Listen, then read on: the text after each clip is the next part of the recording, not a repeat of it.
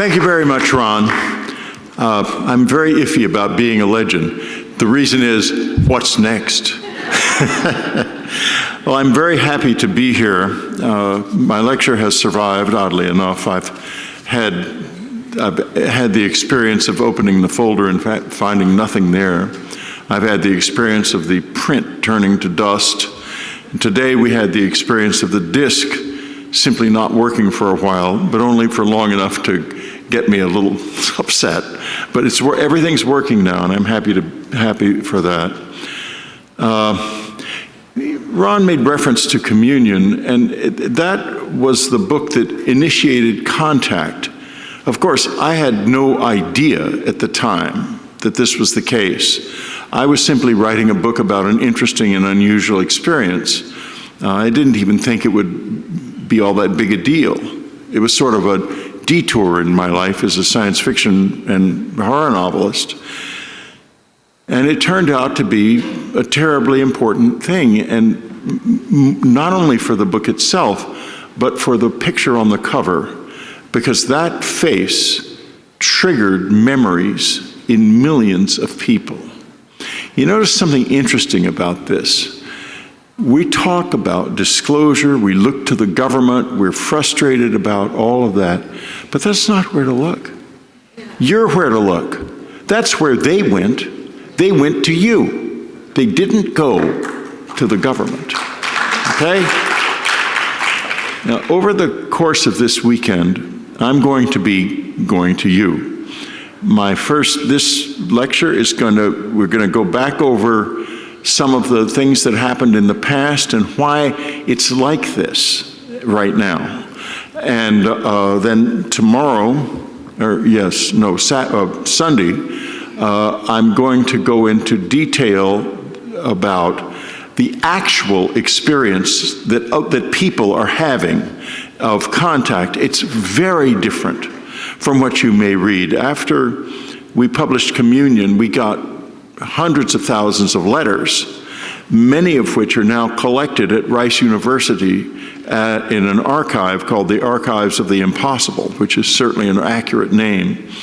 And I'm going to go into analyze some of those experiences deeply, and what you're going to discover is it's not about, at least not in these people's experience and in mine, being talked to about being given messages and teaching and anything like that. It's an attempt to build a bridge between two worlds, two minds that are very different from each other and to each other are very strange.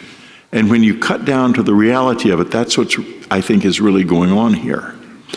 Then on Monday, I'm going to go into what my own experience is like now. Because when I first started this, I had a choice. Was I going to let my fear rule or my curiosity rule? And I had a pretty bad time on the night of the first close encounter experience. I got raped, and I was just, I didn't expect it. When you wake up in a room and it's full of gigantic, what look like insects, you're naturally concerned.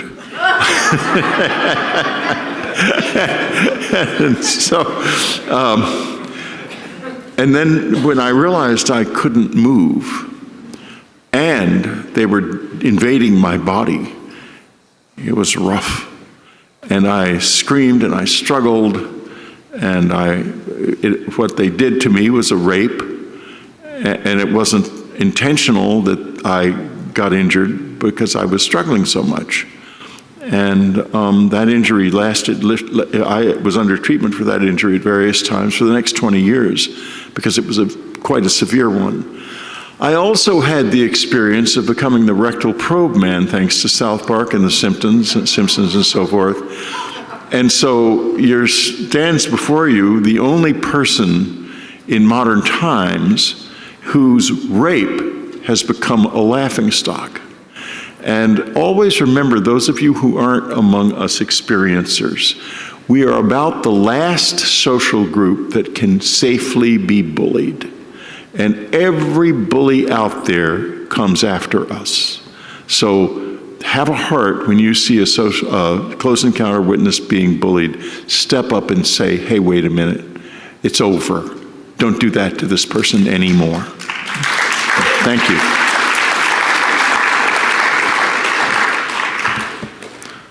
All this machinery up here. It almost always goes wrong in my lectures, and everyone who knows me knows that, and they know why, but I don't. Okay, now let's do this. Let's go back to the beginning, all the way back, and we're going to go through some of the military stuff, because way back at the beginning, President Truman started with the military. He had a choice in 1946 and 47 when this began to unfold, and he made the wrong choice. He should have started with the scientific and academic communities, not with the military. But the military was the tool he had to protect the people from the unknown. And that's where he went. And it's understandable. It's not a mistake that you can look back and say, oh my God, he was a fool. He wasn't. He was doing his job. And he had just come off of a world war. He just dropped the atomic bomb. And these men were all living in a state of war still when this happened. Now, what did happen is this. It was a fundamental error, by the way, and it cannot easily be corrected now. And the reason I want to go through it is you have to understand this error and its significance in order to understand why our contact experience is like it is.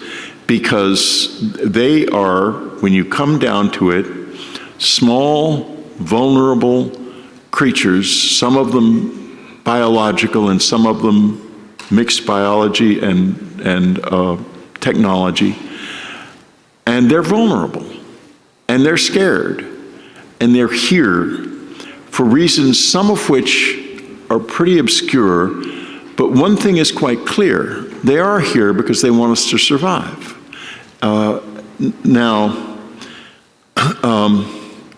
We have a history of violence with them at this point, and it's quite a long history. We also have, among us, a history of lying about it at every level. There are a lot of people out there who have not, in fact, had contact experiences, who will go before you and tell you stories that are made up. And some of them occasionally will admit it, but mostly they don't. That's not all of us. Believe me, there are a lot of others out here who are trying hard to do this right. In any case, this is, this is General Nathan Twining. He was a ferocious officer who had, and you can see that in his face. This is a warrior you're looking at here. And he was the head of Air Materiel Command at Wright Field. My uncle Mickey was, I believe, a major at the time, and he was in Air Materiel at Wright Field. And later his commanding officer, General Arthur Exon, who was a colonel, I think, at the time. I could have their ranks wrong. It could have been that Art was a lieutenant colonel and Mickey was a captain. In any case, they were involved in Air Materiel when the debris and bodies were brought in. So this is very much in my life a family affair. I did not know this until after I published Communion, and Mickey, my uncle, called me from his retirement, from Air Force Retirement Village at Lackland Air Force Base, and said to come on down. He said, I have read your book and I have some things to talk to you about. And I said to Ann, Mickey wants to talk to me about Communion.